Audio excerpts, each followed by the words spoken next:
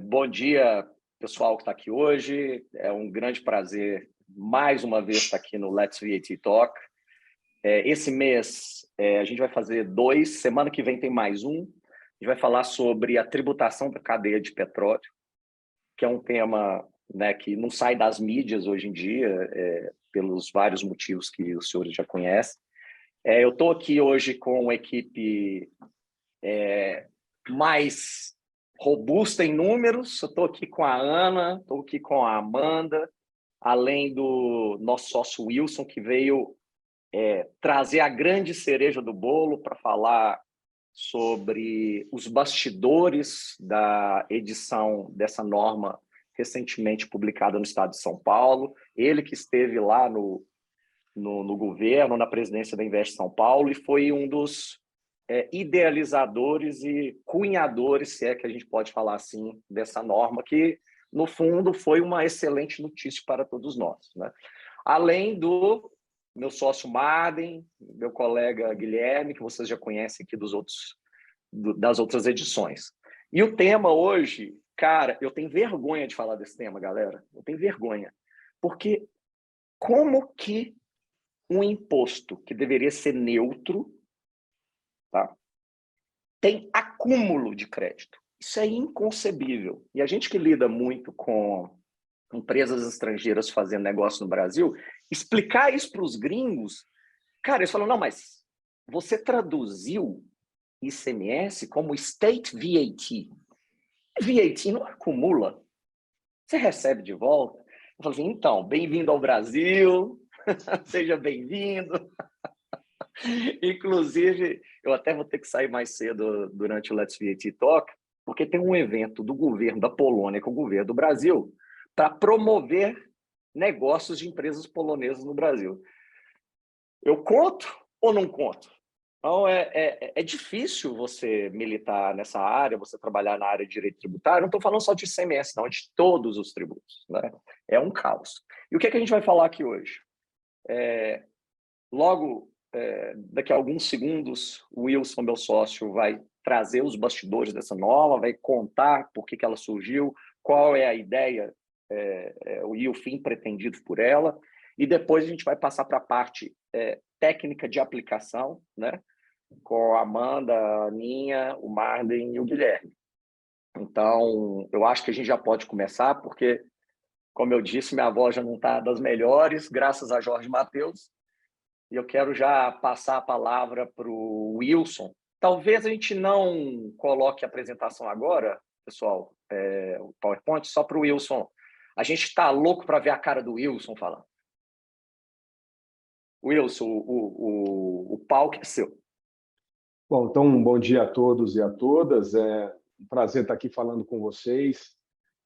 Eu até me ofereci, fui aí voluntarioso no sentido de pedir para o Paulo para participar, para não falar tecnicamente, porque não é a minha área de especialidade, mas falar um pouquinho sobre como que nós chegamos até aqui, né? Por que esse tema, que é um tema tão sensível para as empresas, hoje ele tem uma nova regulamentação, e vou falar um pouquinho sobre os bastidores dessa discussão. E aí, para isso, eu preciso voltar lá para 2019, quando começa o governo do João Dória com o Rodrigo Garcia, né? O João Dória governador, Rodrigo Garcia vice-governador e secretário de governo. E eu fui chamado pelos dois para ser o presidente da Invest São Paulo, que é uma agência de promoção de investimentos, de atração de investimentos e de promoção do desenvolvimento econômico no estado de São Paulo. E eu, que tinha passado por diversas empresas antes de chegar no governo, muitas delas com muito acúmulo de crédito de ICMS, por diversas razões. Todos aqui são especialistas e sabem as razões de acúmulo de crédito. Eu tinha a experiência do acúmulo de crédito em virtude de muita exportação, né? A Lei Candir, que, né, você vai acumulando o seu ICMS, exporta a zero e você tem esse problema. Mas o acúmulo de crédito ele decorre de diversas situações E quando eu cheguei no governo e existia essa ambição de ampliar ainda mais o, o, o investimento no estado de São Paulo, uma das maneiras mais simples de fazer isso, na nossa cabeça, né, gente que chegou do setor privado no governo de São Paulo, era liberar os créditos de ICMS. Você tinha aí um grande valor financeiro, um dinheiro que pertencia às empresas, mas que estava nas mãos do governo, para liberar esses valores rapidamente, para que eles pudessem ser utilizados e, de alguma maneira, você criar algum tipo de vínculo a essa liberação a investimentos. Então, originalmente, a ideia era que você teria um processo regular de recuperação desses créditos, e aí você tem diversas maneiras de fazer isso, né? Você tem o ECREDAC, você já tinha para o setor de frangos um modelo de recuperação de crédito via Desenvolve São Paulo. E aí surgiu a ideia de fazer um novo modelo em que você teria a atração, a liberação de créditos para processos de investimento. Então, você entraria com um projeto na Secretaria de Desenvolvimento Econômico, esse projeto seria aprovado e a própria Secretaria de Desenvolvimento Econômico teria um orçamento que não estaria sob a gestão da Secretaria da Fazenda. Então, uma vez que esse projeto de investimento fosse aprovado na Secretaria de Desenvolvimento Econômico, automaticamente haveria a liberação desses valores. E isso era o sonho original lá em 2019. E aí, quando nós começamos a trabalhar nesse tema, nós começamos a entender que as coisas não são tão simples. E que, apesar de ser muito óbvio que esse dinheiro pertence às empresas e que seria natural que o Estado rapidamente devolvesse, a gente enfrentava algumas situações que você só descobre o detalhe quando você está dentro e está do outro lado do balcão. Então, só para que vocês entendam, o Estado de São Paulo, durante muitos anos, eu diria até décadas, ele fazia a sua gestão do seu orçamento levando em consideração esse dinheiro que não era um dinheiro do Estado, era um dinheiro das empresas, mas que, de alguma maneira, entrava no fluxo de caixa do orçamento do Estado. Então, o Estado, devedor de ICMS, de créditos acumulados de ICMS, eu vou dizer um número que eu me lembro, que é um número de 2019. Ele devia 8 bilhões, que era o saldo, o crédito acumulado homologado, colocava no orçamento 2 bilhões e meio para devolver e demorava para homologar novos créditos. Então, muito provavelmente, ele fazia a homologação de 2,5, 3, para que esse saldo ficasse constantemente administrável nesse patamar. Isso, no setor privado, isso não é totalmente inédito, né? Se você pensar que quando as empresas pedem para pagar o seu fornecedor com 93 dias fora o mês, que é a prática de uma das empresas que eu trabalhei, então o prestador de serviço faz a prestação de serviço e você paga 93 dias depois fora o mês, você, de alguma maneira, está trabalhando com um dinheiro que não é seu. E isso é relativamente comum, né, nas relações do setor privado e também no setor público. O que aconteceu foi que São Paulo simplesmente perdeu a mão e, ao invés de fazer um trabalho que era um trabalho de, eventualmente, demorar 6 meses, 1 ano, ele começou a demorar 3 anos, 5 anos, casos até de mais tempo do que isso. E isso criou uma situação terrível para o próprio Estado de São Paulo, onde as empresas, por várias razões, mas entre elas o grande acúmulo de crédito de ICMS, passaram a mandar os seus investimentos para outros estados. Muitas vezes, no que eu chamo de beirada de São Paulo, né? Então, você tem as empresas se instalando nas fronteiras de São Paulo, né? Extrema, Minas Gerais, Três Lagoas, Mato Grosso do Sul, aí no Rio de Janeiro, ali na fronteira, Resende, etc. E uma das razões era porque em São Paulo, principalmente as empresas exportadoras, acumulavam muito crédito aqui no estado. Então, Ali tomou-se a decisão que nós iríamos fazer alguma coisa. E essa alguma coisa era liberar esses créditos de uma forma mais acelerada. Infelizmente, veio a pandemia. A pandemia fez com que as finanças do Estado se desorganizassem e uma incerteza e uma insegurança muito grande. E então, um Estado reconhecidamente liberal, um governo reconhecidamente liberal, começa a fazer uma gestão orçamentária de cautela, de uma gestão orçamentária em que não se sabia qual seria a consequência da pandemia.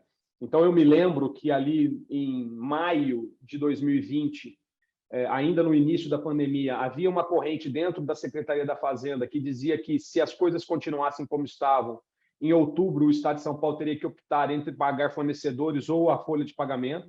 Isso criou um certo desespero dentro do Estado no sentido de segurar o orçamento. E aí vocês sabem do PL que cortou benefícios, e aí a gente pode falar sobre isso um outro dia, mas esse plano de liberar créditos acumulados de uma maneira mais rápida, esse plano foi suspenso em virtude da incerteza da pandemia. E aí, felizmente, com o fim da pandemia, ou o quase fim da pandemia, e a retomada econômica, esse tema voltou para a agenda. E o Rodrigo Garcia, o governador Rodrigo Garcia, que fazia parte, né, de todas essas discussões quando o governador era o João Dória, retomou esse tema e recuperou aquela ideia original de alguma maneira, liberar rapidamente os créditos. E aí, a novidade, que eu acho que é uma vantagem importante, era que a ideia original era liberar esses créditos contra investimento ou contra parte em investimento. Então, havia uma ideia de só liberar créditos contra investimento, e existia uma outra ideia que era liberar 50% para investimento e 50% para uso livre. E agora a regulamentação e a decisão foi, na verdade, acelerar a devolução, criar um modelo, obviamente, que vai privilegiar e prestigiar o bom pagador, né? E aí usando o nos conformes, que é uma regra que existia não para isso, né? Ela já existia para outras coisas também, mas ela vai usar esse modelo do nos conformes para acelerar a entrega. E aí eu posso dizer para vocês que isso é real, isso vai acontecer claramente, uma aceleração na devolução dos créditos, mas para isso as empresas precisam se preparar. Não é um processo simples, não é um processo que qualquer um vai conseguir fazer.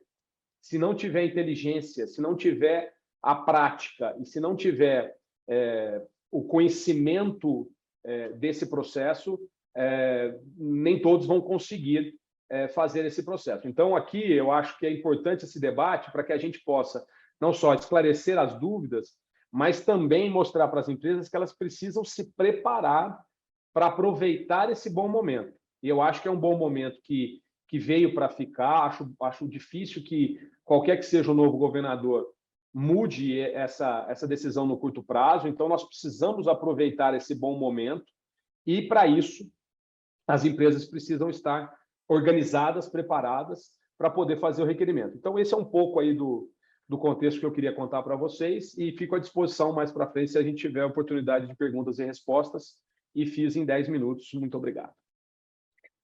Wilson, fantástico. Nossa, você trouxe informações muito relevantes aqui para a gente. É uma pena e uma dó para o governo de São Paulo ter perdido você, né? Mas é uma alegria para a gente que você hoje é nosso sócio. Então, eu não sei se eu rio ou se eu começo a chorar, né? Então, mas muito obrigado, cara. Foi muito rica. Esse tema é efetivamente muito importante para a economia em si. É bom ver que o Estado de São Paulo saiu na vanguarda desse tipo de questão, mesmo porque esse problema não é único aqui em São Paulo.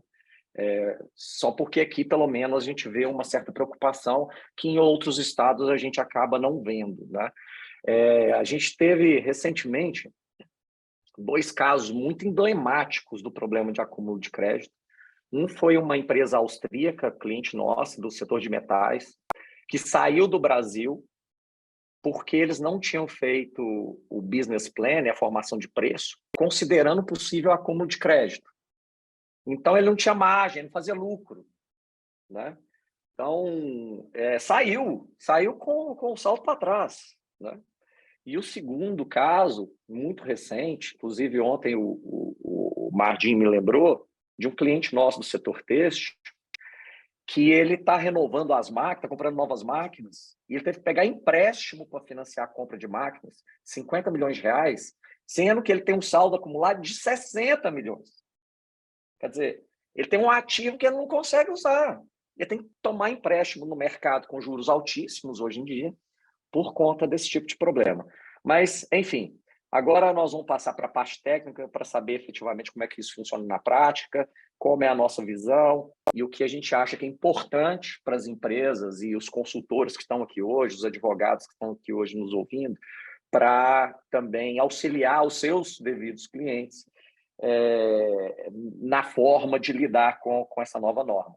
Vou passar para o meu querido colega samurai do tributário, o Guilherme, para começar os trabalhos aqui da parte técnica. Gui.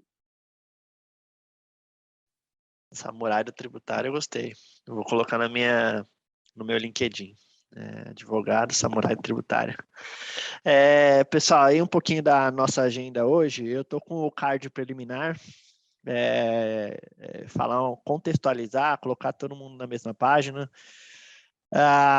Mas o show aí vai ficar aí a partir dos entraves e problemas encontrados na recuperação do crédito, que é a Amandinha que vai falar. Então, eu estou com essas primeiras introduções. O que eu queria começar, então, deixando claro para a gente. A gente tem um histórico que foi agravando de saldo credor acumulado, e o Wilson já comentou um pouquinho sobre isso, porque, inicialmente, a Lei Candir, ela previa aí a não oneração das exportações, mas não eram todas as exportações. A gente tinha um recorte bem significativo e a gente não tinha tantas diferenças de alíquota pensando em operações interestaduais, a gente tinha, de fato, um outro desenho para as operações envolvendo o ICMS e, principalmente, o saldo credor acumulado. Pensando no que a gente tinha lá atrás, a Lei Candir tentou, então, já tratar um pouquinho sobre esse possível saldo credor. O que ela falava? Olha, o que é saldo credor decorrente de exportação, eu autorizo que ele seja transferido para outro estabelecimento do contribuinte no Estado ou que ele seja transferido a terceiros, mediante autorização. Então, isso era uma previsão expressa, e ainda é, na Lei Candir. Na sequência, ela falava, a lei estadual pode, nas demais hipóteses, ou seja, se eu acumular crédito, mas não decorrente de exportação, pode, a lei estadual pode permitir que seja transferido para outro estado. Por que a gente tem esse artigo? Porque não era tão comum o acúmulo nas outras hipóteses. A primeira hipótese de saldo credor decorrente de exportação, ela ficou mais frequente a partir aí da mudança na Constituição, que veio acompanhada com a Lei Complementar 102, que aí desonera completamente o saldo credor, o ICMS na exportação. E aí a gente já teve aí um bom acúmulo aí na primeira década de 2000, já tivemos várias empresas mostrando já um certo acúmulo de crédito de ICMS. Por conta disso, lá em 2010, São Paulo regulamentou, aí criou um sistema que foi bem inédito e acho que o único ainda no Brasil, que é um sistema eletrônico para apropriação e utilização de crédito acumulado de ICMS. Já vou falar um pouquinho sobre isso, que crédito acumulado e saldo credor acumulado para São Paulo não é a mesma coisa, porque ele dá um carimbo diferente para o que pode ser crédito acumulado e o que pode ser saldo credor. Então, a partir daí, a gente vê um pequeno movimento do Estado de tentar burocratizar, mas viabilizar a monetização do saldo credor.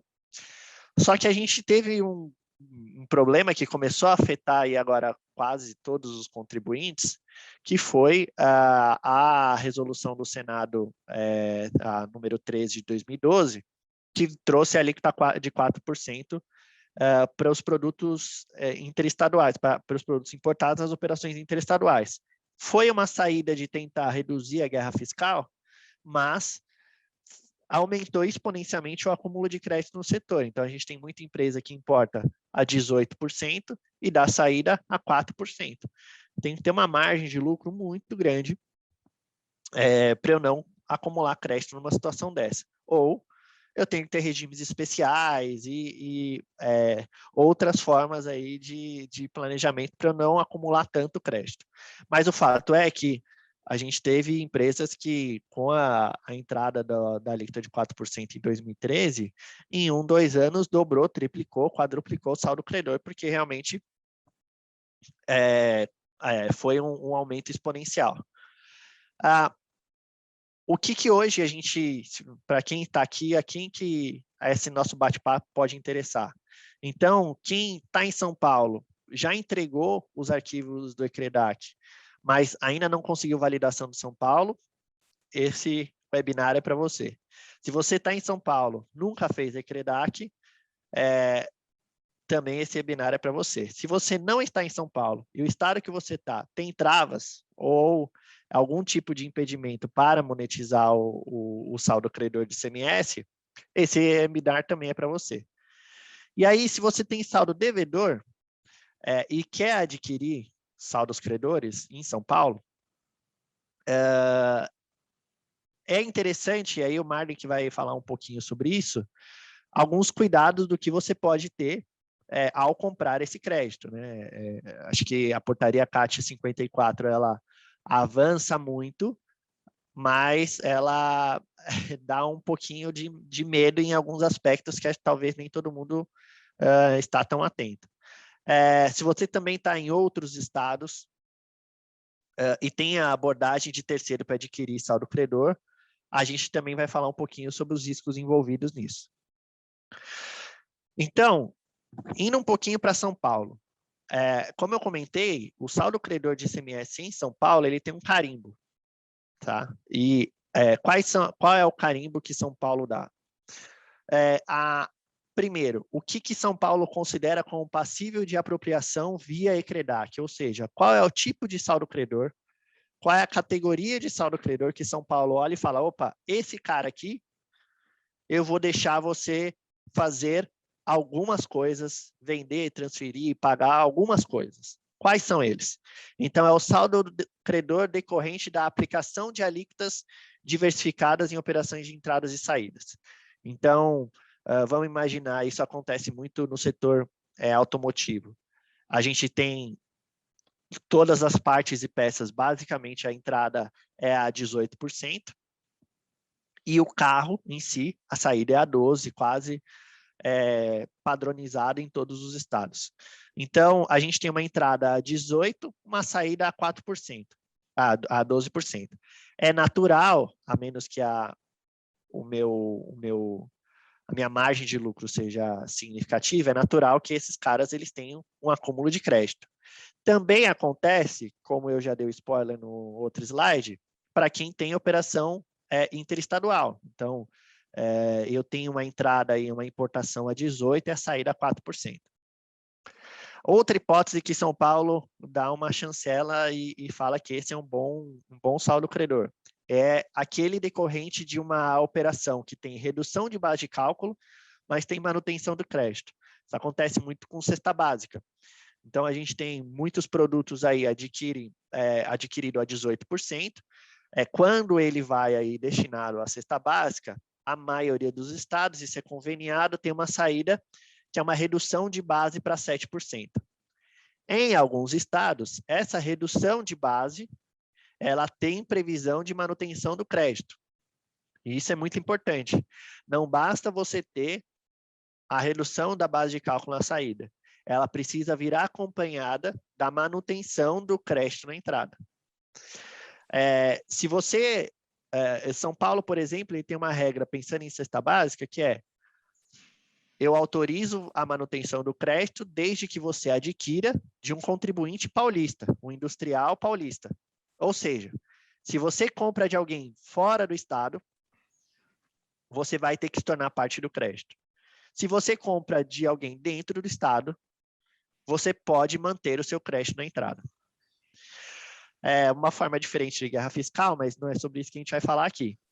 Aqui o importante é você tem o direito à manutenção do crédito e esse crédito pode se tornar um problema para você.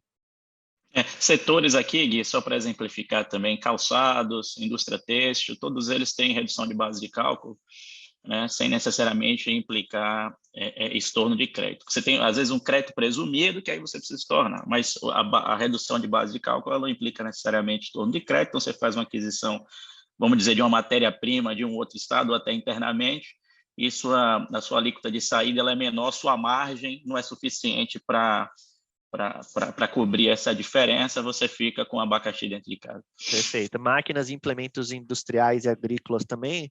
A gente tem o convênio 52 de 91, internalizado aqui em São Paulo, no anexo 2. Também é uma hipótese que eu tenho uma redução, aí nesse caso é de 8,8, com manutenção do crédito. A terceira hipótese é quando eu pratico operações que não tem, e aí é curioso a expressão que utiliza, né, não tem pagamento do ICMS.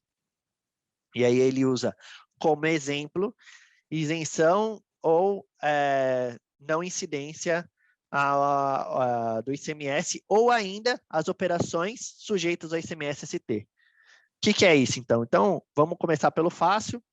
Eu sou uma empresa exportadora, eu compro e tem aí algum tipo de industrialização e exporto. Essa operação é uma operação tipicamente de saldo credor. São Paulo vai lá e dá um carimbinho para você. Bom, eu tenho uma operação que ela tem uma isenção que tem direito à manutenção do crédito. É engraçado que a redução de bases, o STF já decidiu que é uma hipótese de isenção, né? Mas aqui a gente tem a separação. Eu tenho uma hipótese de não incidência. Por exemplo, será que esse é um caso de transferências? As transferências que o STF decidiu que não estão sujeitas ao ICMS, é um caso que a gente poderia adotar via ECREDAC? Não deixa claro, mas a princípio não tem por que não considerá-las. Ou ainda, as operações sujeitas ao ICMS-ST. Vamos pensar aqui num contribuinte que ele está no meio da cadeia. Então, ele é um atacadista, ele adquire de um industrial, com uma operação sujeita a ST, e ele vende para um varejista sem destaque do ICMS. Esse cara, ele vai ter direito a alguns créditos, por exemplo, ativo imobilizado. Por exemplo, crédito sobre transporte. Ele vai ter direito a alguns créditos. Como ele não tem nenhum débito na saída, porque todas as operações dele estão sujeitas ao ICMS-ST, ele vai ter um acúmulo de crédito. Esse é outro chancelado pelo Estado de São Paulo como um bom crédito. Então, nessa hipótese aqui, se você está em qualquer um desses enquadramentos, você vai ter direito a elaborar, você vai ter o prazer de poder ter a experiência de elaborar o ECREDAC em São Paulo. A experiência única que a gente vai falar agora. Se você não se habilita a entrar na fila, né, Gui? Você se habilita a fazer um pedido, né, e a gente vai tratar, sabe-se Deus quando, que ele vai ser analisado. Né? Exatamente, você se habilita a tomar a injeção na testa. Existem empresas que têm saldo credor porque tem acúmulo em estoque, porque fizeram muitos investimentos em ativo imobilizado para que eles conseguiram elaborar o SIAP, né? Esse tipo de crédito, ele não é passível de apropriação via ECREDAC. É um problema. A gente tem que pensar em outras alternativas. Mas o que é esse tal de ECREDAC? Então, para falar bem resumidamente, eu não vou passar ponta a ponta aqui, porque acho que a gente precisaria de um seminário de umas 13 palestras o dia inteiro para a gente poder falar sobre ECREDAC. Em São Paulo, a gente tem dois métodos. A gente tem o método simplificado e o método custeio. O método custeio podia chamar método complicado também, para ficar um pouquinho mais justo. O simplificado ele é mais simples de Ô, fazer. cabeça de bacalhau, né, Gui? É cabeça de bacalhau. Você sabe que existe, mas nunca viu. Exato. Assim, Embora a gente faça aqui no escritório, mas... Pois é, o custeio é uma das experiências mais incríveis que alguém pode ter, assim, é transcendental, assim. Mas, É ganhar a figurinha do Neymar de ouro e ter essa experiência, né? pois acho que é pau a pau, assim. Talvez umas 10 figurinhas do Neymar de ouro vale a experiência do Ecredac Custeio. O simplificado, a grande ideia dele é falar, bom, eu vou trazer várias hipóteses aqui presumidas, então eu vou presumir quase tudo da sua operação, para a gente tentar chegar a um número mais ou menos parecido de que um número próximo do que seria um saldo credor que eu vou aceitar. São inúmeras presunções. Vamos fazer assim uma comparação bem simplista, é quase um lucro presumido do Ecredac. Então, eu tenho presunções de percentual médio de crédito, eu tenho presunção de margem de margem de lucro por operação. Eu vou classificando ali entre aquelas hipóteses que eu acabei de citar, e aí chega num número. Só que esse número ele não pode passar aí de 10 mil FES por ano, que vai dar mais ou menos 3 milhões de reais. Esse número ele não pode passar desse valor. Então, por ano, via o método simplificado, eu tenho no máximo 3 milhões de reais. Mas ele é muito simples. Ele é um arquivo que hoje, a depender da complexidade, a gente pode demorar de uma semana a um mês, aí, dependendo da complexidade da operação da empresa. Quando a gente está falando do método custeio, ele é muito mais complicado, né? Então, ele vai aí num nível de produção mesmo. E esse nível de produção tem algumas semelhanças em relação ao bloco K, tem algumas semelhanças em alguns métodos de transfer pricing, mas o ponto é, eu preciso descer ao nível da sua receita do bolo. Eu preciso abrir para o fisco tudo, todos os custos que compõem a sua operação, se você é um fabricante, ou se você é um atacadista, ele é feito com movimentação efetiva de estoque. E aí a Amandinha vai falar um pouquinho sobre alguns problemas que vêm disso. Mas ele é muito complexo por inúmeros motivos, assim, é informação muito antiga que pode mexer, é muita informação, é informação que não foi feita para cruzar, a movimentação de estoque, muitas vezes ela não tem rastro fiscal, às vezes eu tenho atraso na escrituração, atrasei 2 dias, mas ela já entrou na minha linha de produção, ou ela já saiu se eu estou revendendo.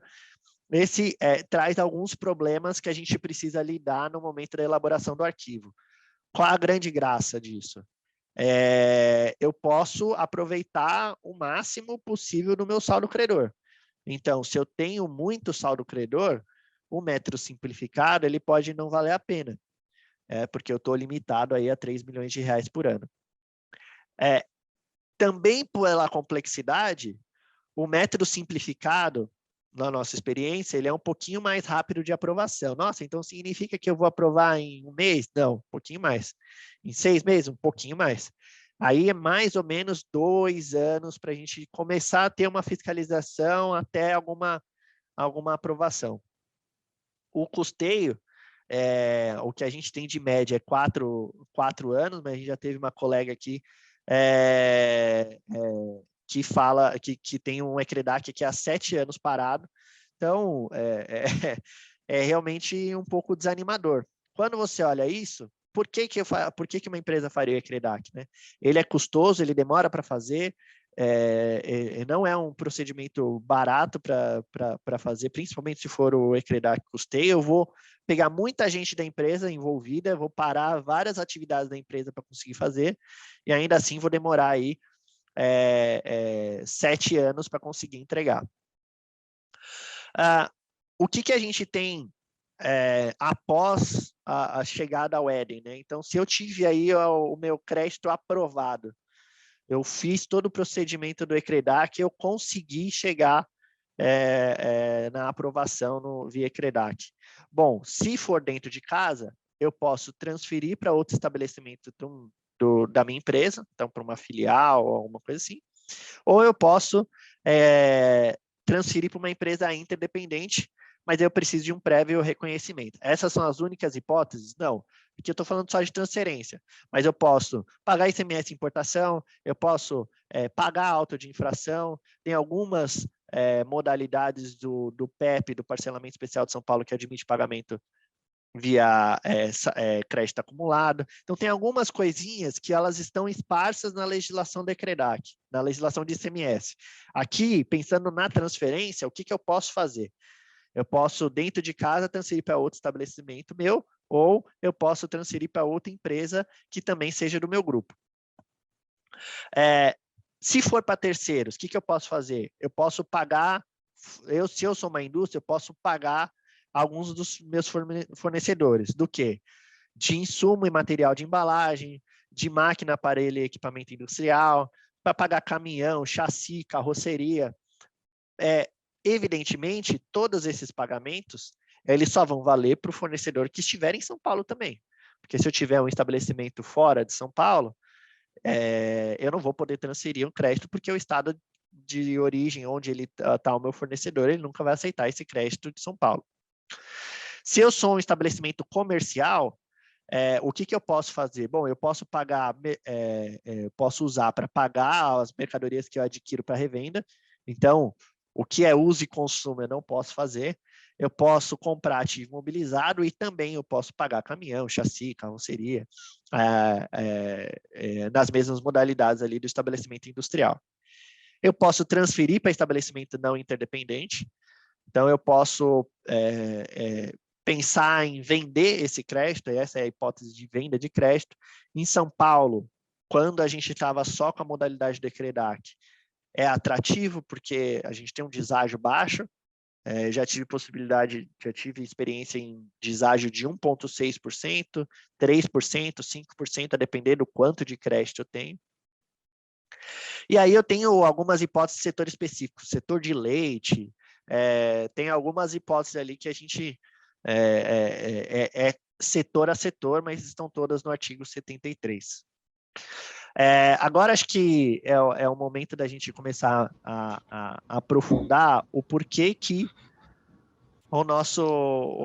as portarias e as movimentações que a gente teve esse ano são tão importantes aqui. Vou passar a palavra para a Amandinha.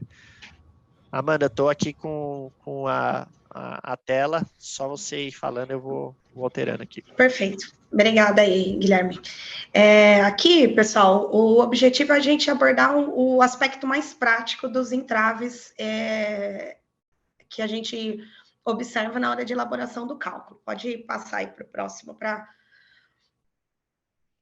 Quando a gente fala, né, aí de forma geral, tanto do custeio quanto do simplificado, algumas hipóteses aí mais aplicadas a um do que o outro, quais são as dificuldades práticas que a gente tem ainda na etapa de elaboração do arquivo? Por que a elaboração do arquivo? Né? O ECREDAC ele passa por um sistema validador. Então, você precisa chegar no layout para que esse sistema aceite, né, valide a sua operação e de acordo com os critérios de possibilidade de apropriação do crédito, de recuperação desse crédito acumulado. Uma questão muito identificada ali na parte do custeio, principalmente, é a questão das ordens de produção. Como o Guilherme já deu um spoiler lá atrás, né? O ICMS custeio, ele vai na íntegra do sistema de produção da empresa, né? E ele avalia, né? Eu tenho que demonstrar as minhas entradas, o meu consumo em lista técnica e as saídas. Então, eu tenho que amarrar ali, quase dentro na mesma estrutura do bloco K, as operações que geram esse crédito acumulado. Na prática, o que a gente vê muito nas empresas, né? Troca de sistema, sistema que não está parametrizado de forma amarrada, né? A produção em si e aquilo que é lançado como movimentação mesmo de nota fiscal. Então, nem sempre aquele controle sistêmico reflete a realidade da empresa. E também a questão de prazo, né? A gente está falando ali, não, eu quero recuperar o crédito dos 5 anos. Será que eu tenho histórico de ordem de produção desses 5 anos? O meu sistema permite levantar a origem e a movimentação de estoque e de produção de todo esse período. Então, é muito comum as dificuldades identificadas nesse ponto. Escrituração de nota de entrada. Pode falar. E você permite aqui também, veja só, qualquer ajuste de estoque que a empresa tenha, isso pode interferir no seu ECREDAC. E as empresas elas não tinham o costume de realizar, né, controle, né, específico e exato de ajuste de estoque e de estoque, né, antes da entrada do bloco K, que inclusive foi prorrogado diversas vezes, dadas as dificuldades que você tem exatamente de fechar ali 100% estoque. Aí a gente vai lembrar também que existe perda natural de processo. Então, é por isso, na prática, às vezes o cliente pergunta, e como o Paulo falou, é difícil explicar para um cliente estrangeiro, mas existem questões práticas, entraves práticos no sistema, principalmente no sistema de custeio, em que você não consegue presumir absolutamente nada, né, que impossibilitam a entrega saudável de um arquivo. Então, ou você não chega ao fim, ou quando você chega ao fim, você faz uma série de premissas, e essas premissas elas têm uma possibilidade muito grande de serem questionadas no momento da auditoria pelo fisco. Essa que é uma dificuldade aí que a gente vê no custeio, é a figurinha do Neymar aqui. Sim, obrigada aí, Marli, pela colocação. Na questão da nota fiscal de entrada, né, a gente tem, muito comum também identificar na empresa a diferença entre a escrituração da nota e o consumo mesmo daquele produto na produção, porque na prática a produção não fica esperando o pessoal do fiscal, e isso eu sei que é bem comum e dá muita briga na empresa entre fiscal e produção, né?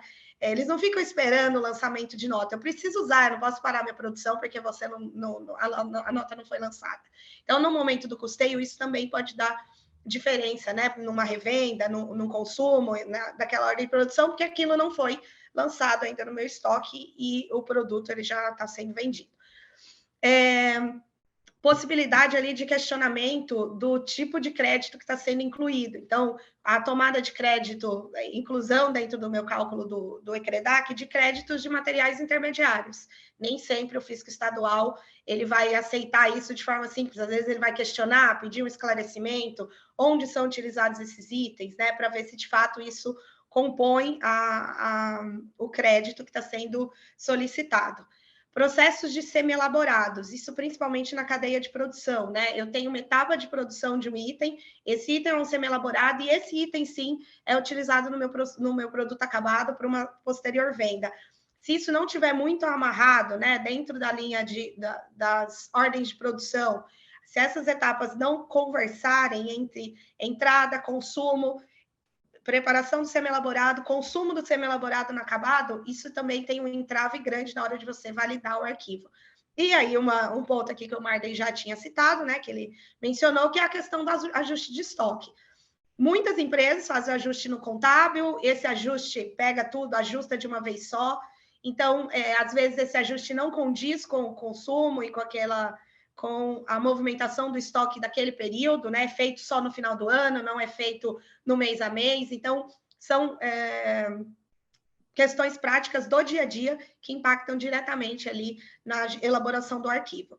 E, por último, e não menos essencial, muito pelo contrário, é a dificuldade da empresa ter um sistema, né, uma tecnologia preparada para a elaboração desses arquivos, né?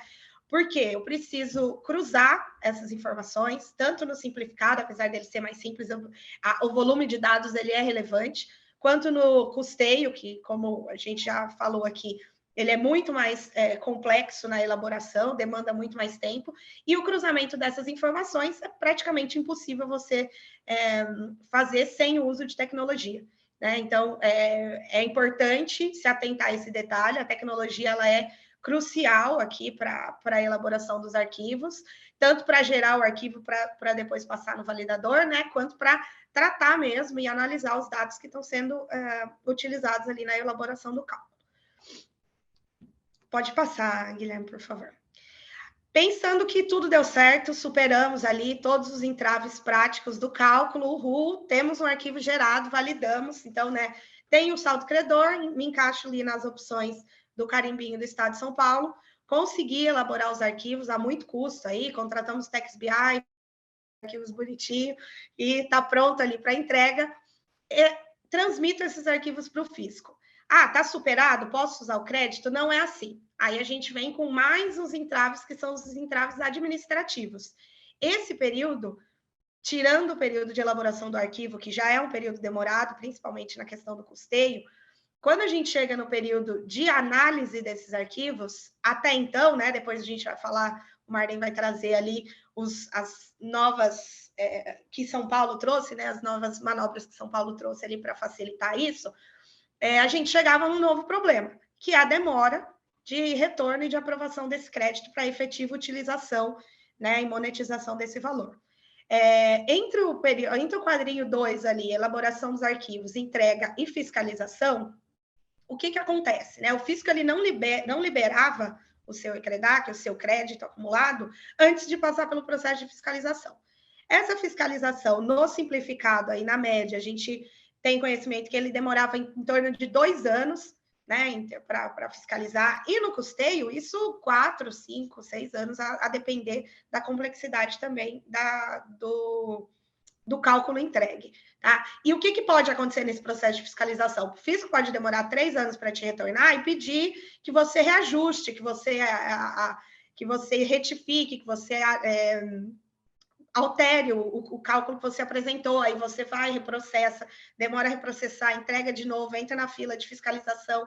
Então, isso é um limbo eterno ali que você fica e não consegue sair.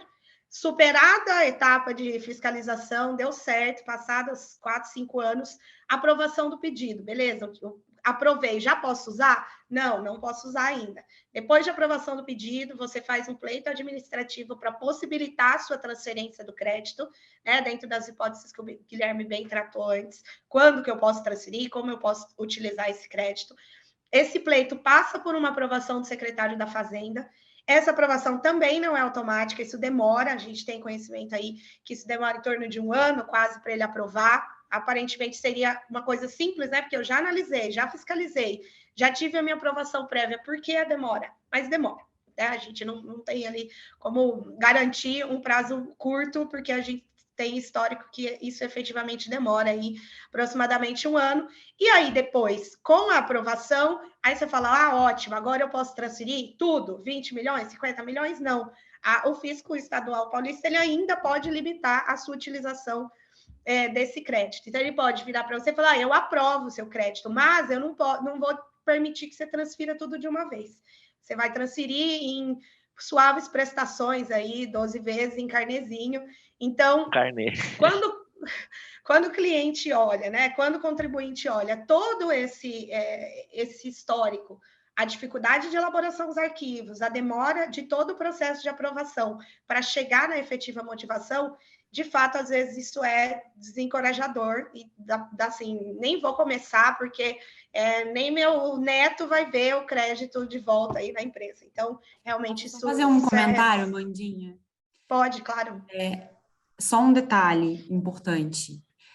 Enquanto espera por todas essas etapas, desde a fiscalização, a aprovação, e o que a gente, como a Mandinha mesmo falou, pode demorar anos, anos e anos, o contribuinte ele não tem assegurado o direito à correção monetária desse saldo credor. Ele permanece pelo valor nominal. Mas desculpa te cortar. Só um comentário. Não, ótima observação. Vamos estourar aqui. Então, enquanto ele aguarda tudo isso, ele não pode monetizar e a auditoria, peço desculpa antecipadamente, porque eu já fiz isso com alguns de vocês que estão aí, quando eu estava do outro lado da mesa. A auditoria fica, meu amigo, deixa eu te falar um negócio, esse imposto recuperável aí, ele não é tão recuperável assim, né? Então, você está com isso no balanço, né? Tal. Então, assim, existe uma via cruz aqui que só quem vive, passa, sabe como é, enquanto aguarda esse deferimento, né? É quase escalar Everest, né? Perfeito. Pode passar aí, Guilherme. Agora eu vou trazer um pouco de esperança aí para o pessoal, porque nem tudo são notícias ruins, né? Então, o que temos de esperança... Obrigado, Amanda. Eu estava começando a ficar triste aqui. Não, coloquei com a certeza. música do Então, Titanic assim, no fundo. Eu falando assim, pessoal, me trouxeram aqui nesse horário da manhã para ouvir notícias ruins, né? Mas não, a gente trouxe também... porque, poxa, você é uma das pessoas mais técnicas no Brasil sobre esse assunto. Vamos lá. Agora a gente vai falar de notícias boas, né? O que São Paulo, né, na vanguarda, aí, como a gente já antecipou, e o Wilson trouxe até um contexto político, econômico aqui da situação, o que São Paulo já mudou em 2012, que ele trouxe de medidas efetivas em 2012, que melhoram a situação do contribuinte quando ele olha para o crédito dele acumulado. Tá? Pode passar aí mais uma vez, Gui, por favor. Primeiro deles, eu vou destacar aqui, que é o programa do Proativo, tá? O Proativo, ele foi instituído mesmo, a possibilidade ali de criação dele no final de 2021, mas a primeira rodada de liberação desse programa veio em janeiro de 2022, e aí nós já tivemos em 2022 3 rodadas. Eu falo já tivemos porque o Proativo, o Fisco Estadual de São Paulo, ele abriu o programa, ele persiste por um período, aí o contribuinte vai lá e se cadastra, né? Se habilita, apresenta o cálculo dele do Proativo dentro daquele período do fisco. Então, as 3 rodadas que já foram apresentadas esse ano, elas já se encerraram. Mas há expectativas de bastidores que a gente tenha mais rodadas aí ainda em 2022, e se não em 2022, já no início de 2023. No que consistiu esse programa?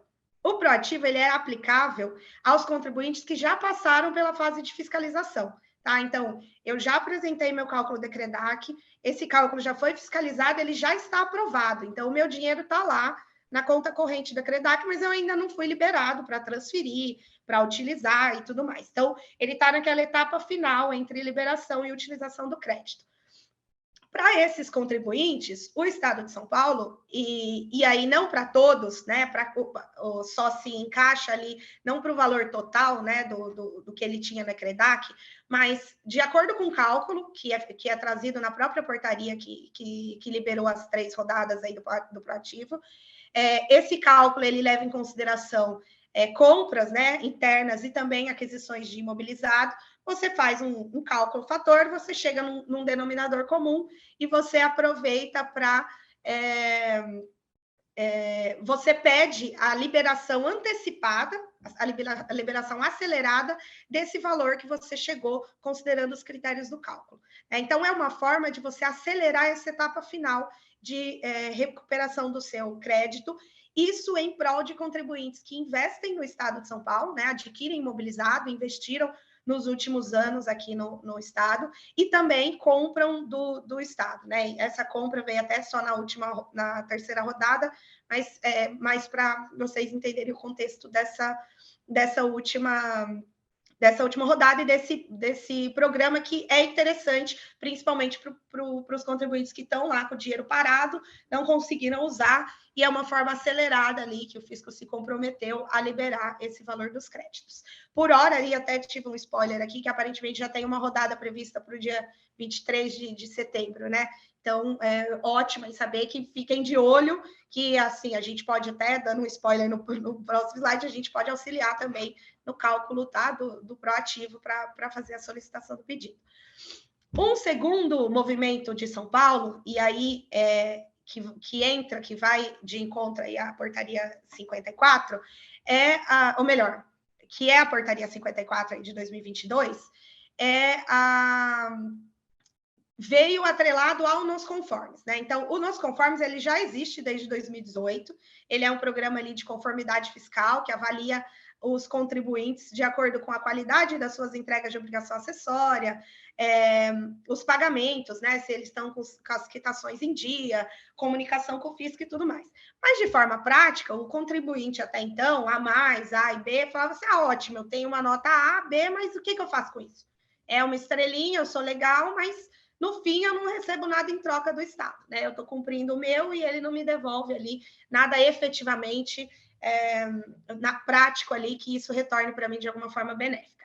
E agora, com a portaria 54, o fisco estadual, ele de fato presenteia, né? Ele reconhece o esforço desses contribuintes e traz para eles possibilidades de aceleração ali, o Marley vai entrar em detalhes, de utilização desse crédito acumulado. Ele corta algumas etapas significativas do crédito, né, da elaboração e de apropriação ali do crédito acumulado, e isso é destinado aos contribuintes A+, A e B, que é a portaria 54 agora, número 22, de 2022. Acho que pode pular, Guilherme, tem só um detalhezinho a mais aí no Guilherme, no coisa, e aí, Marley, fica à vontade aí para esclarecer para o pessoal o detalhe sobre a portaria CAT. Mardinha, antes de você começar, só primeiro elogiar a Amanda, muito clara, Amanda, muito bem colocado, né, todos os pontos muito bem colocados, mas eu vou ter que sair para falar para os gringos como que é a vida tributária aqui no Brasil. Marley, agora Após notícias, por favor. O volante está com você aí. Beleza. Bom evento para todo mundo. Boa sorte, Paulo. Valeu. Abraço, cara. Gui, volta um slide aí, por gentileza, para mim, se você puder fazer essa gentileza. Então, vamos lá aqui, né? Novidade da portaria CAT, né? Então, a gente não vive só de notícias ruins, a gente vive de notícias boas. O que é que se trouxe esse ano em relação à facilidade do crédito acumulado, né? Contribuintes com boa classificação, eles vão ter uma presunção, né? Sujeita à posterior homologação daqueles créditos que foram pedidos, né? Dentro do sistema do ECREDAC, seja ele custeio, seja simplificado. Então, essa é a grande novidade. Ela é, de fato, uma revolução, mas para a gente entender essa revolução, para a gente entender se ela se aplica ao nosso caso, a gente tem que entender os seus limites. Pode passar, Gui. E para a gente entender os limites, a gente tem que enfrentar, né, o que é verdade e o que é mentira sobre a CAT 54, né? Não só aí, pessoal, do cenário político que vive o que é fato e o que é fake, né? E a gente viu muito fake rolando aí sobre a portaria CAT 54. Então, a gente fez aqui uma análise didática para identificar aqui o que é fato, o que é fake e trazer para vocês explicar didaticamente o que acontece, né? E aí eu vou começar aqui, depois eu peço ajuda aí da Ana, do Gui e da Amanda para me ajudar aqui no que é fato, o que é fake, tá? Vou começar. Primeira coisa, fato ou fake? Fato, né? A portaria CAT 54, ela é um atalho, tá?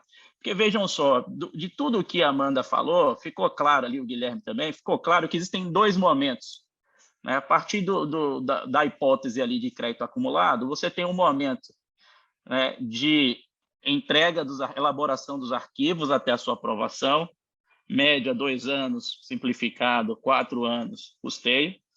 E uma vez eles aprovados, você tem ali uma requisição de liberação daquele valor para utilização, transferindo, pagando ICMS importação, mediante regime especial, automático, ou para os não automáticos, para pagar auto de infração, para pagar ICMS de débito especial. Então, existem dois momentos, né? A habilitação dos pedidos e o aproveitamento efetivo, né? Veja só, faz sentido que o Estado de São Paulo ele gaste um poder, todo um maquinário para avaliar os contribuintes em primeiro da classe, segundo da classe, terceiro da classe, ou seja, ele já dizer que o cara é bom pagador, bom contribuinte, e não utilizar essa própria classificação que ele fez, não faz o menor sentido. Então, veja, você consegue passar um slide, Gui, só para eu mostrar aquela amarelinha lá, o Mario Bros, que a gente sempre faz? Então, veja, existe aqui, entre você que possui o saldo credor e começa a elaborar o arquivo, até a sua aprovação, existe esse procedimento de fiscalização que demora esse tempo todo que eu falei. Então, veja, se eu já sei, eu, Estado de São Paulo, já sei que o contribuinte ele é bom, né? Ele é o primeiro da minha classe, por que eu vou embaraçar esse procedimento de fiscalização? Por que eu vou demorar com esse procedimento de fiscalização? Para o final das contas é o seguinte, cara, você é bom pagador, o seu arquivo ele está certo, né? Na verdade, não tem nada que impeça aqui, você não tem débitos em aberto, você não tem auto de infração pago, tudo seu, se tiver alguma discussão, está garantido aqui com depósito em garantia. Então, não faz o menor sentido, novamente, você... Pode voltar aí, por favor. Você avaliar um contribuinte como bom e impedir ali esse procedimento de aprovação. É por isso que é fato que a CAT 54, o que ela é? Ela é uma autorização para que o bom contribuinte, aquele cara que é a mais, A ou B da classe, ele tenha um procedimento de apropriação desses pedidos de ECREDAC antes da verificação fiscal. Por quê? Porque existe uma possibilidade muito grande dessa verificação fiscal, no final, terminar de forma favorável ao contribuinte, né, de ser homologados aqueles pedidos, né? Segundo, e aí eu peço ajuda aqui do Guilherme, né? Isso elimina a necessidade de elaboração dos arquivos ECREDAC, Gui? Fato ou fake aqui para você? Eu fiquei tão emocionado aqui que eu até cliquei na coisa. É fake, né? É fake Seria news, um sonho. Seria um sonho. Tem muita gente pensando que o fato de eu poder pedir uma autorização para que eu tenha usufruto do ECREDAC, né, antes da verificação, elimina que eu faça o arquivo. Se isso acontecesse, duas coisas. Primeiro, eu estaria muito feliz e, ao mesmo tempo, eu estaria desempregado, porque a gente não teria necessidade de fazer o trabalho aqui de ECREDAC, que consome grande parte do nosso tempo, né? Aqui, Amandinha, você me ajuda no terceiro. Fato ou fake? Autorização tácita para utilização imediata do crédito. Ou seja, quando eu faço, né, utilizo o benefício da CAT 54, significa que meu crédito foi tacitamente homologado, que o fisco não pode voltar na análise desses pedidos? Infelizmente, não. Esse é fake, né? No caso, Infelizmente, não. O que acontece aqui é muito similar ao processo da Perdecomp, fazendo uma analogia aí com outros tributos, né? Eu uso, né? Ainda tem até outras questões ali de como usar, mas eu reconheço aquele valor, mas eu ainda não... Aquele valor vai ser fiscalizado em algum momento e pode sofrer alguma alteração e questionamento do fisco depois. Infelizmente, Exatamente. não é homologação. Não é homologação, você foi preciso, é muito parecido com a Perdicomp. Olha, eu vou permitir que você utilize, mas se por acaso depois, quando eu for analisar esse arquivo no detalhe, eu encontrar alguma dificuldade, você, querido, você pode ser penalizado, né? Inclusive, isso pode ser um dos motivos de você deixar de ser o primeiro da classe, né? Então, e foi até uma pergunta que fizeram aí no chat, muito inteligente. Isso não significa que eu vou ter uma homologação mais rápida, né, ou imediata do meu pedido. Significa que eu não preciso esperar essa homologação para poder ir para a segunda fase. Esse que é o ponto. É por isso, inclusive, que o proativo ele se conversa com a portaria CAT 54, porque ele está falando de um procedimento mais rápido para eu utilizar, né? Ou seja, depois que eu já tenho um pedido, né? Aqui, a portaria CAT 54, ela está falando do anterior, valeu, Gui, bem posto aqui, que é esse procedimento de fiscalização. São coisas distintas, tá bom? Então, é fake, né, que você vai ter ali uma homologação tácita imediata. Aninha, me ajude aqui, né? Tem gente que leu dizendo o seguinte, olha, a portaria 54, eu só posso fazer esse pedido de autorização antes da verificação, se eu estiver falando de um ECREDAC que eu pedi no sistema simplificado, ou seja, ele não fala sobre o sistema de custeio, só sobre o sistema simplificado. Isso é fato ou fake? É fake também, Marlene. Não é fake, errou rude aqui, né? E eu acredito que por uma questão de interpretação ali de legislação. Veja, quando a gente tem a alteração no decreto, né, no regulamento CMS, ele vem dentro de um capítulo, né, que ele fala assim, olha, dos procedimentos simplificados do conforme para apropriação do crédito acumulado. Dizer que ele é um procedimento simplificado dentro do âmbito dos conformes não significa dizer que ele só se aplica aos pedidos realizados para o regime simplificado. Isso aqui é fake, né? Inclusive, eu, infelizmente, já vi aqui consultoria grande tocar nesse assunto e dizer que ele, olha, não sei, talvez pelo entendimento ali, eu acho que só ia ser no simplificado, não tem nada a ver, né? Ele serve para todo e qualquer pedido, até porque ele não homologa os pedidos, né? O que ele vai fazer? Ele vai dizer que você pode ter uma autorização prévia, né, a essa homologação, tá? E, por fim, né, ele não implica em veracidade, isso é verdade, tá? A CAT 54 ele não implica em veracidade e legitimidade das informações fornecidas pelo contribuinte. Eu, fisco, posso voltar lá e dizer, cara, olha, eu tinha liberado aqui porque você era a mais, né? Mas você, na verdade, seus arquivos não estão corretos, então eu vou aqui e a gente vai ver aplicar algumas penalidades em relação a isso, tá bom? Quem é que pode pleitear, né? Ou seja, essa autorização prévia serve para qualquer contribuinte? Não, meu querido. Você tem que ser primeiro da classe. Então, contribuintes com a classificação dentro dos conformes de A+, né? Você pode ter a liberação de 100% daqueles pedidos que você já fez, atendido os prazos legais, né? A liberação de 100% dos pedidos já fez, sem necessidade de garantia. Marden, mas eu já faço esse pedido de autorização prévia mediante qualquer tipo de regime de fast track, por exemplo.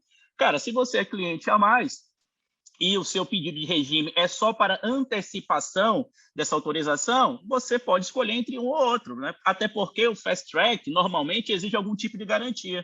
Se você for A+, você não precisa de garantia. Agora, existem outros tipos de regime que eles não dizem respeito à autorização prévia, e sim à utilização daquele crédito que já está homologado. Para isso, você precisa continuar com seu regime bonitinho, tá bom? Se eu sou um contribuinte A, aí eu consigo... Opa, pode falar, Gui, desculpa. Marden, só para responder especificamente uma pergunta do chat, você não perde automaticamente o seu regime, mas você perde o motivo pelo qual você vai usar o seu regime. Para que você vai gastar dinheiro com garantia? Se hoje a gente tem um regime que, se você for A+, você pode fazer a mesma coisa que te dava o seu regime anterior, sem garantia nenhuma. Perde um pouco o apelo. Exatamente. Obviamente, se você está dentro dos 3 primeiros da classe ali. E aí, eu não quero entrar nos detalhes, porque a legislação em si não é o ponto, né? Depois a gente consegue ler, mas é chegar no sentido da norma. Vocês vão ver lá, o cliente A, ele pode pedir a liberação de 80% com 20% de garantia, cliente B, liberação de 50%, e mais 50% de garantia, né? Marden, a portaria CART 54 serve só para novos pedidos de ECREDAC? Não. Né? Ela pode ser utilizada para um período, né, 25 meses antes. Então, ele pode ser utilizado para um período compreendido entre agosto de 20 até setembro de 22, que foi quando a CAT 54 entrou em vigor. Né? Agora, ele é admitido apenas para os 25 meses anteriores do pedido do ECREDAC. São 2 prazos que eles são concomitantes aqui, às vezes tem alguma confusão, mas o que a legislação quer dizer é o seguinte, olha, está valendo dentro dos 54 todos os pedidos feitos entre agosto de 2020 e setembro. Agora, só vai abranger os 25 últimos meses, né? Então, por exemplo, agosto de 2020. Então, vamos imaginar, dezembro de 2020. Está dentro? Tá. Mas só está dentro para os 25 meses anteriores a esse pedido, no meu exemplo, dezembro de 2020, né? Aquilo que não está abrangido nesse período não entra. Então, você precisa ter os 2 prazos concomitantes, né? E a nota nos conformes, né, para a classificação do A+, A ou B, né, eles seguem ali o enquadramento dos 12 meses anteriores ao registro do pedido. Existe também ali uma questão prática para você analisar se você é A+, A ou B. Está expresso na portaria CAT 54, a gente não vai entrar muito nesse detalhe, tá bom? O que vai aqui fritar um pouquinho a nossa cabeça são 2 assuntos. O primeiro, pode passar aí 2 slides, Gui. Esse aí a gente já falou, é a questão das penalidades. Porque, veja, a portaria CAT 54, se vocês abrirem lá, meus queridos, vocês vão ver que ela não é complexa, nem ela é longa. Então, ela não fecha todos os questionamentos que nós, contribuintes, podemos ter em relação a essa celeridade na autorização da aprovação dos pedidos, né?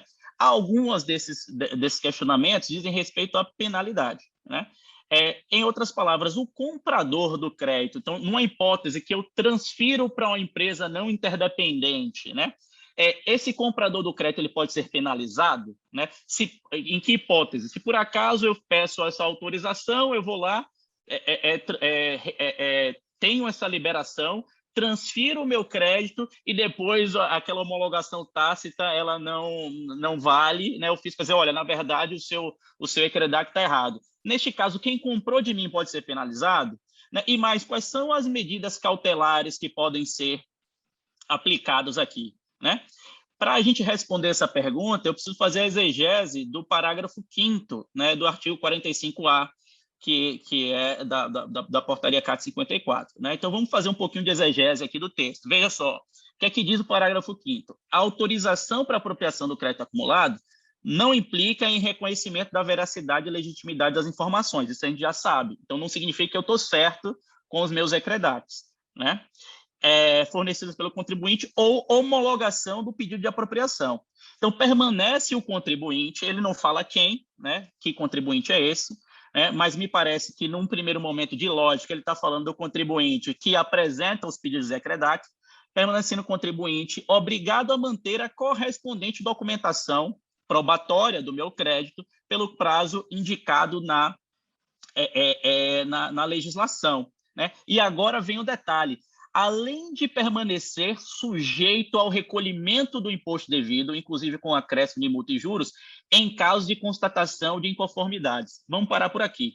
Veja só, sujeito ao recolhimento do imposto devido. Então, veja, se eu tenho, né, a utilização do meu crédito acumulado, e crédito não é imposto devido, né? É imposto a ressarcir, né? Então, se eu tenho a utilização daquele crédito, né, para pagar o imposto devido que é meu, me parece que aqui não tem muita dúvida de quem pode ser penalizado, né? Sou eu mesmo que habilitei um crédito, estou utilizando, por exemplo, para pagar ICMS importação. Estou utilizando para pagar um auto de infração que eu tenho, para pagar algum DIFAL, alguma coisa nesse sentido. Tá bom? Se possível for. Né? O problema é quando o imposto devido, ele não é utilizado por mim, ele é utilizado pelo terceiro. Então, veja, eu criei o acúmulo de crédito, eu transferi, né, esse crédito e o imposto devido que foi utilizado, foi compensado com o meu crédito, né? Na verdade, esse crédito estava podre. Então, me parece que, embora a portaria CAT 54 ela não fecha essa questão, né? Quando ela cita de recolhimento do imposto devido, ela cria aqui uma margem, sim, no nosso entendimento, de novo, embora esse assunto não esteja definido na legislação, que o comprador ele também pode sofrer algum tipo de penalidade. Sabe o que é que reforça? Né, e a gente discutindo internamente aqui, eu me lembro eu e Gui numa guerra interpretativa aqui para chegar nessa conclusão. Né? O que reforça é o que vem, né, como prossegue esse artigo 5º. Veja só, ele fala o seguinte, olha, sem prejuízo de adoção de medidas cautelares, né, no caso desse contribuinte causar dano ao erário ou a quem? Aos demais contribuintes. Veja só, ora, quando é que eu posso causar dano ao coleguinha, eu posso causar dano aos demais contribuintes e por isso eu preciso, pode ser tida alguma medida cautelar contra mim? Exatamente quando ele é penalizado porque ele fica com o imposto devido em aberto. Então, embora a legislação, no nosso entender, ele abre a possibilidade de eu cobrar esse imposto devido para quem compra, eu também digo que eu posso ter uma medida cautelar para aquele contribuinte que vendeu um crédito e que causou dano ao parceiro, causou dano ao colega, causou dano aos demais contribuintes. Que medida cautelar é essa? Podem ser várias, a legislação também não fecha. Uma das medidas cautelares, meu amigo, é o seguinte, você vai baixar a sua nota aqui de a mais porque você não é first class, coisa nenhuma, tá? Essa é a primeira medida cautelar. Segunda, exigência de uma garantia, né? E, eventualmente, até a desclassificação aqui em relação a algum regime, tá? Então, são preocupações aqui de temas importantes que a CAT 54 ela não fechou. E eu acredito que a gente só vai ter uma intensificação dessas interpretações, e aí via solução de consulta, resposta à consulta, esse tipo de coisa, a partir de agora, setembro, quando intensificarem esses pedidos de aceleração da apropriação dos créditos. E aí eu passo a bola aqui para o próximo slide, onde a gente vai falar basicamente como é que a gente consegue ajudar as empresas neste emaranhado, né, que é a recuperação de saldos credores acumulados do ICMS, que é dentro do Estado de São Paulo, que é fora. Bom, pessoal, vamos conversar agora brevemente a respeito de algumas medidas que a gente entende que podem ser adotadas, não só aqui no estado de São Paulo, mas em todo e qualquer estado em que o contribuinte ele tenha o seu direito ao aproveitamento desse saldo credor acumulado de ICMS, obstado ou dificultado de qualquer forma. Gui, pode passar para a gente já falar da primeira discussão? especificamente ainda dentro do contexto ECREDAC. Tá?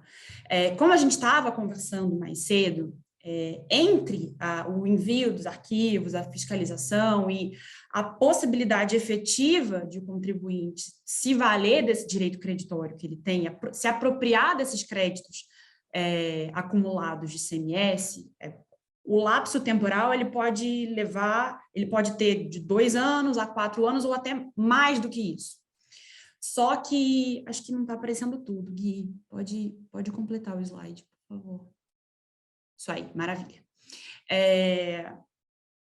O fato é que a legislação do Estado de São Paulo prevê que todo e qualquer requerimento administrativo que o contribuinte formule perante o fisco de São Paulo deve ser apreciado e conclusivamente analisado dentro do prazo de 120 dias. Como a gente viu anteriormente, esse prazo ele não é cumprido pelo Estado de São Paulo, via de regra, no que tange ao ECREDAC. Então, existe a possibilidade de a gente ingressar com uma medida judicial para tentar fazer com que essa análise pelo fisco a respeito dos créditos que estão sendo pleiteados pelo contribuinte seja impulsionada.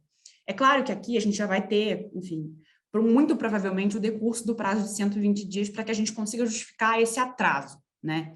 Mas além desse pedido de, olha, por favor, analisa aqui o meu crédito, porque já passou muito o seu prazo disposto em lei para que você pudesse concluir essa análise, a gente também tem um segundo pedido que é muito importante, que é, ao menos enquanto pendente a análise do meu crédito, ou do meu direito ao crédito, assegura para mim que esse saldo credor vai ser corrigido monetariamente, porque senão o meu dinheiro ele vai sendo corroído no tempo, enquanto você demora.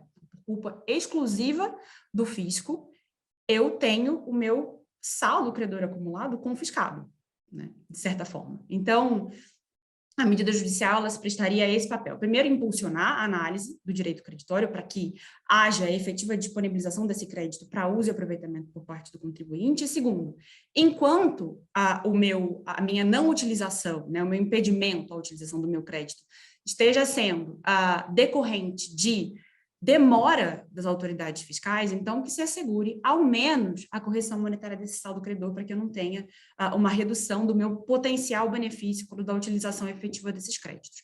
Esse é um pedido que tem respaldo em jurisprudência consolidada do STJ. O STJ, ele fala que a regra realmente é que a escrituração do crédito, quando o crédito escritural ele é registrado, ele seja registrado pelo valor nominal, né, sem a correção. No entanto, quando o aproveitamento desse crédito decorrer de demora por culpa exclusiva do fisco, essa correção monetária ela deve sim ser garantida, então a gente pode, enfim, levar isso para discussão no Poder Judiciário, já tem inclusive vários contribuintes que tiveram esse direito assegurado pelos juízes de primeira instância. Agora, saindo um pouquinho do contexto ECREDAC e olhando, né, essa questão de saldo acumulado, de saldo credor acumulado de ICMS de forma um pouco mais macro, né? Aqui a gente está falando de todo e qualquer contribuinte em qualquer estado que tenha o seu direito ao aproveitamento desse saldo credor dificultado.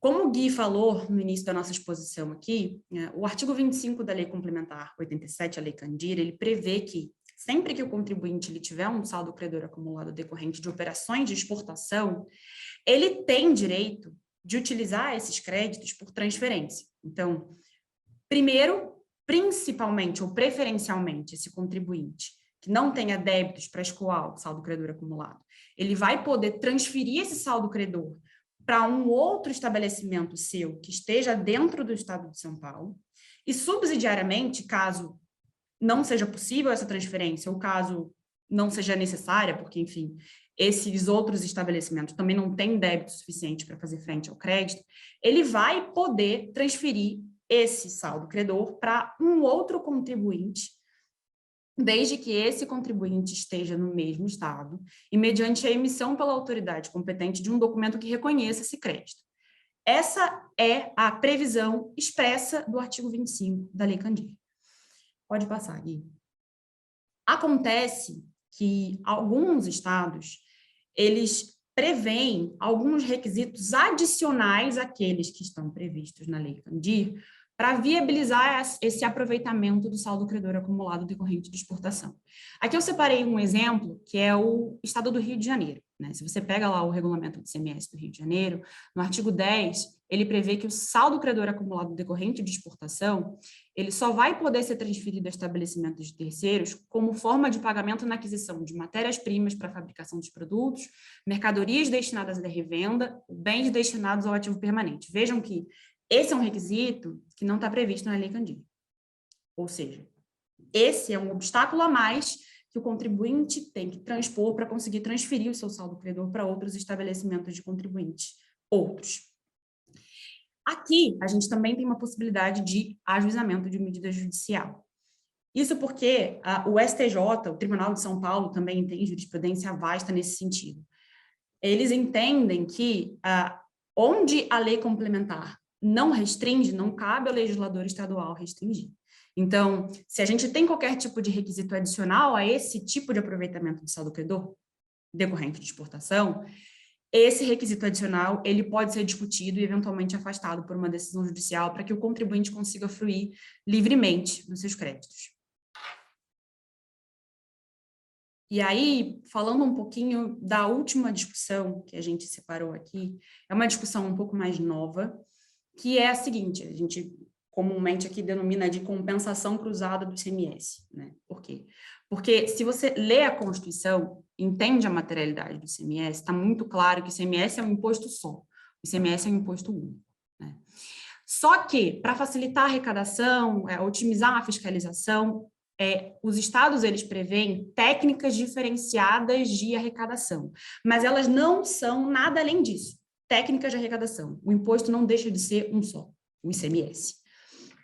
Então, o intuito aqui é sustentar que, a partir do momento em que você tem técnicas diferentes de arrecadação que são incomunicáveis entre si, porque a maioria dos fiscos entende dessa forma, você tem uma violação frontal à não cumulatividade, porque a partir do momento em que eu, contribuinte de ICMS, tenho um débito de ICMS próprio, saldo credor acumulado de ICMS próprio, e sou obrigado a desembolsar o meu caixa para pagar ICMS-ST, eu tenho uma ineficiência tributária muito grande, né? Vejam a incoerência dessa situação. Eu sou credor perante o Estado de São Paulo, e ainda assim, quando eu tenho um débito de ICMS-ST na condição de substituto, por exemplo, ou quando eu tenho um débito de FAO em um outro estabelecimento meu, por exemplo, eu sou obrigado a fazer um desembolso de caixa, muitas vezes muito relevante, para quitar esse débito com quem com quem eu tenho uma relação de credor mesmo. O Estado me deve e, curiosamente, eu tenho que pagar para ele ICMS, né? Então, o intuito aqui seria levar essa situação absurda para que o Poder Judiciário ele aprecie. A gente tem alguns fundamentos que robustecem essa tese, né, que, de fato, é uma tese ainda, de certa forma, embrionária. A gente não tem decisões de tribunais a respeito disso até o momento. É uma tese que os contribuintes eles estão começando a levar para o Poder Judiciário, justamente em razão da relevância econômica que um eventual êxito aqui pode ter. Mas um dos principais aspectos que vem sendo mencionado pelos contribuintes que já estão litigando nesse sentido é o convênio ICMS 52 de 2017, que tratava lá de substituição tributária, ele teve seus efeitos suspensos por uma liminar que foi concedida pela Carmen Lúcia na ADI 5688, se eu não estou enganada.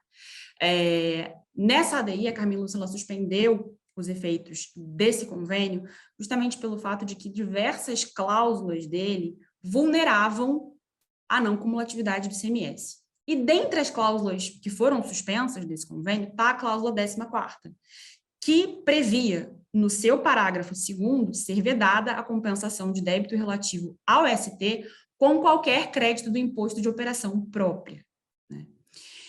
Posteriormente, em substituição a esse convênio, veio um outro convênio, no ano de 2018, que não tem essa previsão. Então, justamente por isso, a gente já tem alguns estados, inclusive, que prevêem essa possibilidade de compensação entre créditos de ICMS próprio com débitos de ST. Por exemplo, o estado do Rio Grande do Sul. Tá? Então, essas são as 3 discussões, basicamente. Eu tentei ser bem breve aqui, para a gente não passar muito do nosso tempo, mas que a gente vê aí uma oportunidade grande de serem levadas ao Poder Judiciário, enfim, discutidas e, eventualmente, gerarem algum tipo de oportunidade econômica para os contribuintes. Perfeito, Aninha. Vamos para o último slide aqui, tem 2 minutos, né? Mas para falar de outras questões aqui que passam a ser revolucionárias com a CAT 54. E é essa mensagem que a gente quer passar aqui. Com a CAT 54, aquele interesse do seu crédito que estava lá guardadinho, ela passa a ser real, porque agora você pode ter uma autorização prévia, né, daquele tempo de homologação. Deixa eu dar um exemplo. Primeiro, ali, pedidos de ECREDAC. Já peço desculpa aí a Amanda, a Jaque, a Vitória, a Mari, a todo mundo que trabalha na nossa equipe aqui, com o que eu vou falar agora, porque eu vou dar um tiro no pé. Mas sabe quando a gente fala para o cliente assim, olha, pessoal, vamos fazer o simplificado primeiro, porque ele vai sair em 2 anos, depois a gente pensa no custeio, porque demora mais, e aí ele só vai sair daqui a 5 anos? Essa lógica mudou. Porque a partir do momento que eu sou cliente a mais e faço o custeio, tem uma demora de fazer aquele pedido, mas eu posso ter o benefício dele antecipado. Então, nesse exato momento, né, os nossos colegas contribuintes aqui têm que pegar o telefone para a sua consultoria e falar assim, olha, vamos fazer aquele planejamento do custeio que está engavetado, né? Porque agora tem uma necessidade real de voltar em planejamentos e elaboração desses pedidos, né? Mesma coisa de revisão daqueles créditos acumulados que já foram pedidos de ECREDAC, mas agora eu preciso ter uma certeza que eles são bons, porque se tiver alguma não homologação, eu posso ser penalizado, posso perder a minha nota sobre isso. By the way, antigamente eu tinha minha nota que eu discordava, que eu era ali da classe B, mas eu acho que eu sou A mais. Eu não tinha interesse nenhum, porque aquilo não tinha efeito para mim. Agora eu tenho necessidade de rever, se eu tivesse direito, porque para mim isso vai ter uma implicação prática ali, porque se eu for cliente a mais, eu posso ter a liberação de 100% sem garantia nenhuma. E por último ali, eu de propósito pulei alguns, a venda, né, o auxílio na venda e na intermediação desses créditos acumulados. Aí, Wilson, eu não sei se você gosta, né, do esporte, mas eu acho que tem 3 movimentos grandes aqui, né? Primeiro foi o Bitcoin, depois veio o beach tênis, obviamente, que venceu aqui no estado de São Paulo, né? E agora a gente vai ter o beach ECREDAC. Por quê? Porque você concorda que vai ter uma aceleração imensa aqui para um balcão de negociação de pedidos ECREDAC. Então, a gente vai ter ali, inclusive, faseamentos de qualidade desse pedido. Então, vai ter aquele pedido que já foi 100% homologado, que está pronto para transferência, e que ali eu vou ter agora uma negociação direta. Vai ter aquele pedido que eu sou cliente a mais, né, que eu posso negociar ou começar a minha negociação civil antes, né, porque a 54 me permite, né, sujeita à posterior homologação, né? Então, isso cria uma série de possibilidades de comercialização desse crédito acumulado, né, que antes não havia prevista na legislação. Concorda comigo, Wilson? Não, é isso. A parte do Bitcoin eu não vou comentar porque eu não entrei nessa onda. O beach tênis, eu claramente estou nessa onda, eu jogo todos os dias. E essa questão agora do ECREDAC, do acúmulo de crédito, claramente isso se tornou uma moeda corrente, uma moeda forte, e vai levar vantagem àquela empresa que estiver organizada, que estiver preparada, e que, como eu digo aqui sempre, estiver disposta a gastar sola de sapato e saliva, porque vai ter que fazer um trabalho muito forte lá na Secretaria da Fazenda. E aí, independentemente da parte burocrática para rolar, eu acho que construir um bom relacionamento com os técnicos e com a Fazenda vai ser fundamental para que você possa acelerar essas validações e essas possibilidades de negociar esses valores com terceiros e até mesmo para homologar os seus créditos lá com a Fazenda, sem dúvida. É exatamente isso. Pessoal, avançamos 3 minutos aqui, por isso a gente teve a preocupação até de responder os questionamentos que foram sendo realizados, mas eu agradeço previamente os nossos colegas de trabalho, advogados, colegas de outras consultorias, a nossa equipe, os nossos clientes, né, os contribuintes, né, do Estado de São Paulo ou fora do Estado que estão aqui com a gente, debatendo um assunto de super importância, inclusive de relevância econômica, dinheiro no bolso dos contribuintes. Especialmente agradecer a participação da Amandinha e da Ana, né, que debutaram no nosso Let's VAT Talk, e fazer um convite para vocês. Semana que vem a gente vai falar de um tema também super suave, tranquilo, aquele tema que todo mundo tem vontade de cantar uma bela canção quando ouve, que é a questão do ICMS sobre combustíveis, né? Então, deixando meu agradecimento aí para todo mundo que participou e esteve com a gente até esse momento, tá bom? É isso. Pessoal, só lembrando, a gente compartilha a apresentação, tá? Nosso vídeo vai ficar online no YouTube em alguns dias. E aí, aproveitando, também para agradecer todo mundo, eu não estou em campanha política como o Marden para agradecer tanta gente assim, mas eu queria agradecer aí todo mundo que participou, e principalmente também a minha parceira que não apareceu aqui nesse VAT Talk, mas vai ser a estrela do próximo, a Mari Kubota. E ficar à disposição de vocês para dúvidas, já que a gente acabou estourando o tempo aqui. Então é isso, pessoal. Muito obrigada, Obrigado. pessoal. Tchau, tchau.